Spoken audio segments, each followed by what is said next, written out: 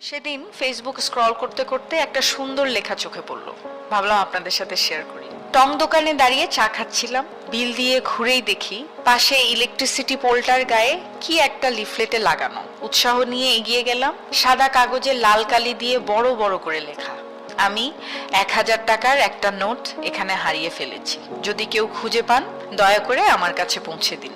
আমি একজন বৃদ্ধ মহিলা, চোখে খুব কম দেখি।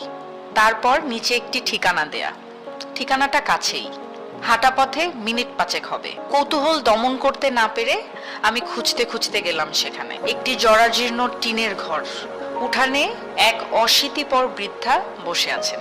আমার পায়ের শব্দ পেয়ে তিনি মুখ তুলে তাকালেন, বললেন কে? আমার সম্বিত ফিরল। গলির মাথায় আমি আপনার 1000 টাকা খুঁজে পেয়েছি। আমার কথা শুনে তিনি হাউমাউ করে কাঁদতে লাগলেন।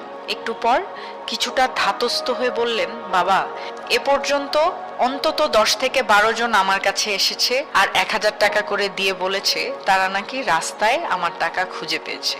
আমার কোনো টাকা হারায়নি, ওই লেখাগুলো আমার না। আমি খুব একটা পড়ালেখাও জানি না। আমি নিচু হয়ে ওনার হাত ধরে বললাম, যাই হোক, সন্তান মনে করে আপনি টাকাটা রেখে দিন। এই কথা শোনার পর তিনি টাকাটা নিয়ে বললেন, বাবা, আমি খুব অসুস্থ, ভালো করে হাঁটতে চলতে পারি না, কি যে তোমায় খেতে দেই। এই বলে তিনি অনেক কষ্টে লাঠি ভর দিয়ে বারান্দায় উঠলেন। আমার মনে হলো তিনি এক্ষুনি পড়ে যাবেন। আমি তাকে সাহায্য করার জন্য এগিয়ে গেলাম। তিনি কাঁপা কাঁপা হাতে বাটিতে গুড়মুড়ি ঢালতে ঢালতে বললেন, তুমি আমার অতিথি, তুমি বসো। আমার পেটে একটুও ক্ষুধা ছিল না, তবুও কিছুটা বৃদ্ধার আন্তরিকতায় মুগ্ধ হয়ে বাকিটা তার সাথে আরো খানিকক্ষণ গল্প করার লোভে ধীরে ধীরে গুড়মুড়ি খেতে লাগলাম। কথায় কথায় জানলাম এই পৃথিবীতে আপনজন বলতে উনার কেউ নেই। আগে ভিক্ষা করতেন, কিন্তু অসুস্থ হবার পর আর বাড়ি থেকে বেরোতে পারেন না। ফেরার সময় বৃদ্ধা বললেন, বাবা, একটা অনুরোধ, তুমি যাবার সময় ওই কাগজটা ছিঁড়ে ফেলো। আমি উনার বাড়ি থেকে বের হওয়ার সময় মনে মনে ভাবছিলাম, সবাইকে উনি বলার পরেও কেউ কেন কাগজটি ছেড়েনি। আর ভাবছিলাম ওই মানুষটির কথা যিনি ওই নোটটি লিখেছেন। সহায় সম্বলহীন অসুস্থ বৃদ্ধ মানুষটাকে সাহায্য করার জন্য, এত সুন্দর উপায় বের করার জন্য আমি তাকে মনে মনে ধন্যবাদ দিলাম।